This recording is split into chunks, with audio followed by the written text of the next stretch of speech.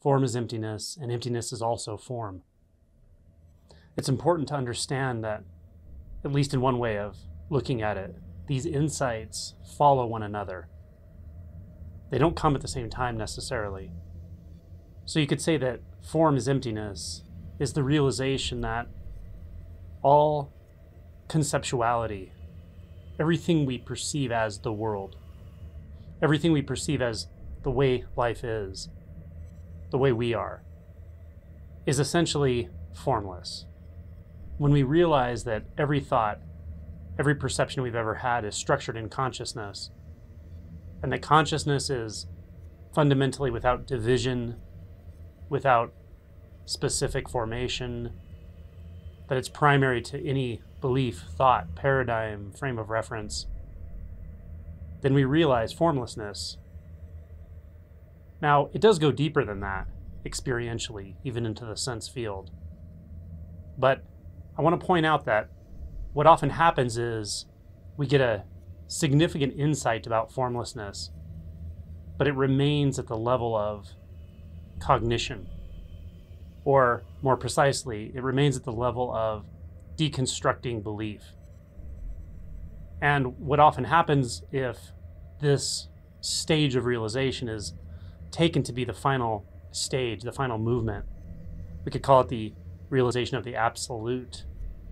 What happens if we sort of get stuck here? It's not really stuck, it's kind of a judgmental term. It's more like taking it to be the final position. So what happens if this occurs is we get into this place where we believe there's no one to do anything, there's no one to practice, nowhere to go, nothing coming or going. There's no form, there's no person, there's no other, there's no self, right? But we don't realize that this isn't profoundly and thoroughly experienced. It's actually a mental experience largely. It's sort of the reverse of a positive identity. It becomes a negative identity. Positive identity meaning believing, yes, I am here, and yes, there are objects over there, and yes, there are other people, and yes, my beliefs are true, and so forth. That's a sort of positive identity. It's an identity based on content or what is there. And we're so tired of that when we wake up, we often kind of go completely in the other direction to this sort of negative identity. There's nothing here, nothing to do, no one, blah, blah, blah, blah, blah. There are so many teachings like this today. You can turn on YouTube, search non-duality, you'll find a ton of it, right? And it's fine. It's a very enjoyable place to be for a while, even for a few years. But I'll quote my favorite teacher here, Adyashanti. He has said this many times in different ways, that what a lot of people take to be non-duality is anything but. They're reifying awareness. There's awareness and everything else without realizing that the everything else is kind of overlooked. So we kind of identify with awareness. We identify with formlessness. We identify with the absolute. Even if we don't use those terms, that's what's happening. And again, this isn't a belief so much as a reaction, an overreaction to the positive identity structures that were so binding. We're so tired of being bound into identity, thought, belief, etc., that we just kind of overcorrect and we overemphasize the negative aspect, okay? Now, if this is happening with you, in my experience, it's generally not something you want to see, right? You'll hear this and go, oh, well, those are just a bunch of thoughts. There's no one here. There's no, you know, it's kind of a convenient way to sort of transcend in a certain sense and avoid at the same time. But being unwilling to see that there are deeper insights available to you. So just know that it's okay to feel this way. It's okay to experience reality this way. And it feels very damn real. And it is very real, especially compared to and in contrast to what came before. But it's not the end of the road. There's another turn, a big turn that has to happen. And in this paradigm, I'm going to say that is that once you've realized form is emptiness, you also have to realize emptiness. Emptiness is form. It's this. It's the sensations in the body. It's the emotion. It's the thought. It's the movement of thought. It's what's pushing and pulling on thought. You have to investigate that very, very directly and in a raw way. And this is what often deters people because you have to come back You have to come back into the rawness, into the physicality.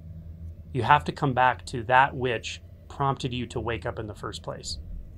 So there is a big twist in this whole process. And some of us don't want to see it. We want to just keep dissolving into nothingness.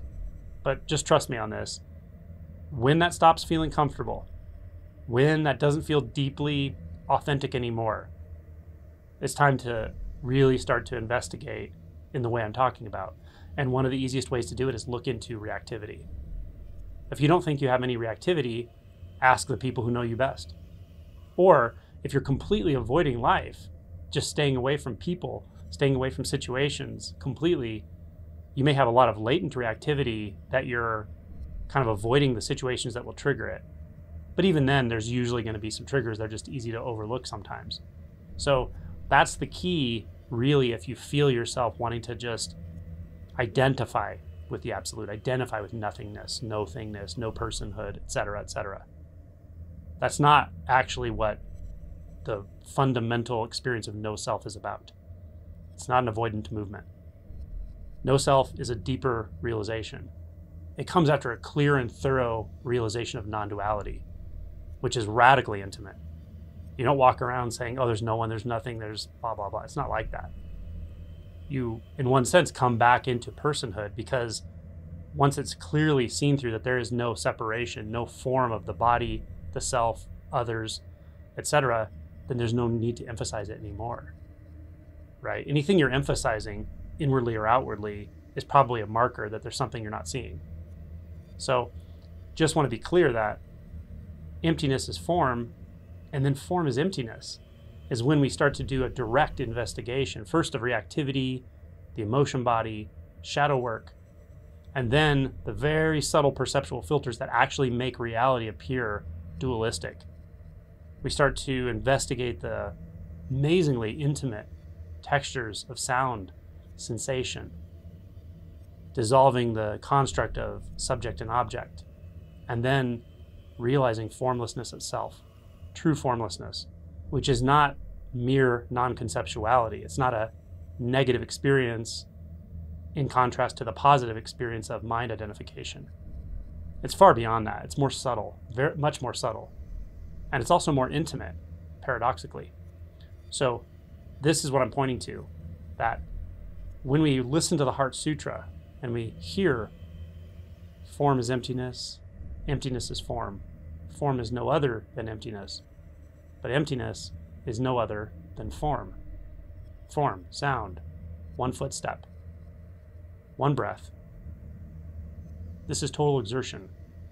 This is what Dogen's pointing to. It's a profoundly intimate and mysterious and paradoxically concrete and deeply, deeply peaceful insight and realization. All that is and is not coming forward to create one movement of the hand, one breath, one taste of non. That's it. Form is emptiness. Emptiness is form.